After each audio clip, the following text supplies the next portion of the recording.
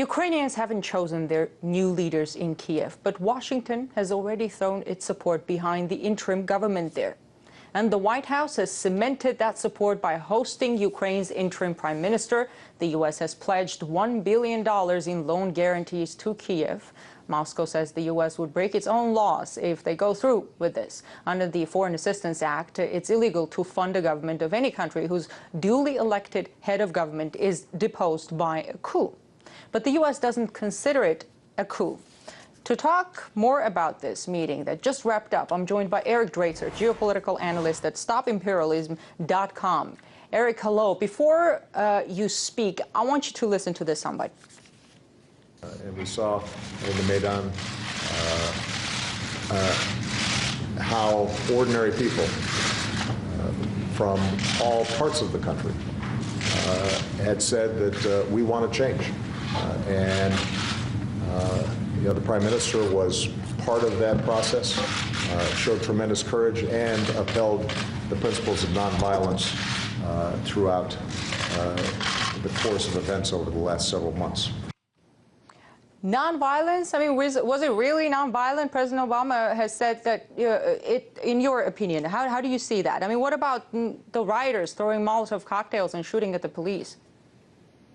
Well, this is all part of the United States' attempt to whitewash what happened and the forces that brought Yatsenyuk and the other coup leaders into power. Moreover, it is an attempt to legitimize what the United States is doing, U.S. policy in terms of recognizing what is undoubtedly an illegal government. And of course, it's interesting that Yatsenyuk comes to Washington and portrays himself as the voice of Ukraine, as the voice of the people of Ukraine, and most importantly, as the legitimate voice of the people of Ukraine, considering that is completely out of keeping with not only international law, but events on the ground. We, of course, know that Yatsenyuk was brought to power by particular forces in the West, such as we saw with the Victoria Nuland phone call and other elements that we have seen, brought into power on the wave of an illegal putsch. And now, coming to Washington, Obama and his advisors are attempting to legitimize that putsch and try to whitewash the fact that it is clearly illegal. Of course, Putin and the Russian government are not accepting this, and this is really the heart of the matter.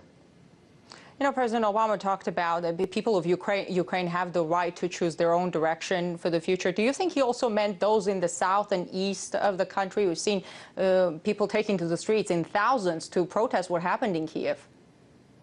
Certainly not. What Obama means when he says the people of Ukraine, it's a euphemism for U.S. foreign policy. U.S. foreign policy dictates whatever the people of Ukraine or any other country might believe. This is what we've seen with so-called the people of Libya, the people of Syria, the people of Yemen, the people of Somalia, the people of Pakistan, and we could go on and on and on. Every time the United States government refers to the people, what they really mean is their people, their chosen interests, their political puppets, and so forth. And Yatsenyuk is really a representative of that. When he talks about the people, I wonder if he's referring also to the Nazis who have seized power, the right sector and Yarosh and Parubi and all of the rest of the individuals who have seized power by force and illegally. Are they part of the so-called people? This would be the question that if I had an opportunity, I would ask President Obama.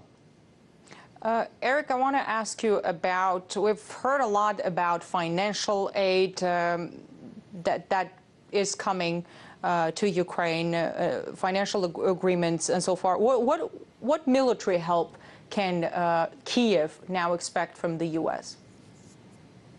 Well, in terms of military help, I think that this is probably out of the question. For one, there is no relevant treaty under which the Western powers could actually provide military assistance to Ukraine. Although NATO has attempted to expand its influence and hegemony into Ukraine, Ukraine is not a NATO partner. It is not officially part of NATO. Therefore, there is no relevant treaty under which they could be protected militarily. And I think it's also important to note that the military of Ukraine itself is not necessarily behind Yatsenyuk and the putsch government in Kiev. We saw recently an attempt to mobilize the military, and only a tiny fraction of the military actually showed up for duty in loyalty to the so-called government in Kiev. We've seen high-level defections within the military bureaucracy. We have seen countless individuals, high-ranking individuals who have sworn loyalty either to Crimea or to their respective regions, or simply refused to swear loyalty to Kiev. So the question question then is, when Yatsenyuk talks about military resistance, resisting so-called Russian aggression, who exactly is he referring to? And quite frankly, I would also ask, what Russian aggression is he referring to? Because, of course, we saw last week Yatsenyuk making the outlandish claim regarding Russian tanks on the streets, tanks which do not exist, to which there's no evidence showing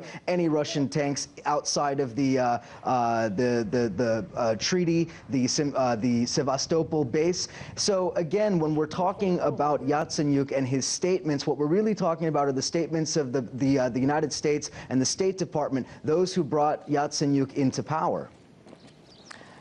Eric, I don't know if you agree with me, we're going to see a battle of two principles in international law, if you will, one of self-determination and another one of state sovereignty. What do you think is going to happen over Crimea?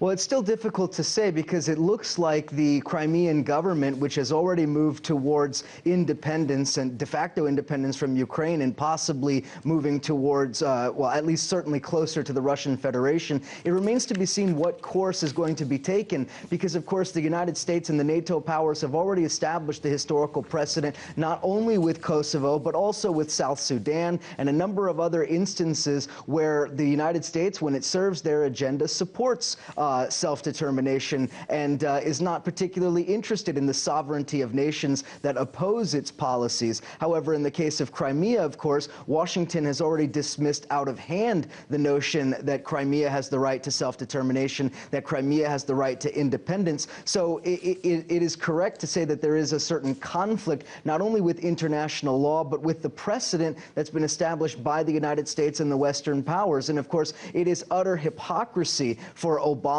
and Washington to deny the right of Crimean people to determine their own future, while having vociferously argued in favor of the right of Kosovo Albanians to determine their future, of the people of South Sudan to determine their future. Again, this comes back to the question of, is the United States truly interested in democracy, or does the United States only use democracy as a convenient pretext to further its geopolitical agenda? Certainly, I would argue the latter.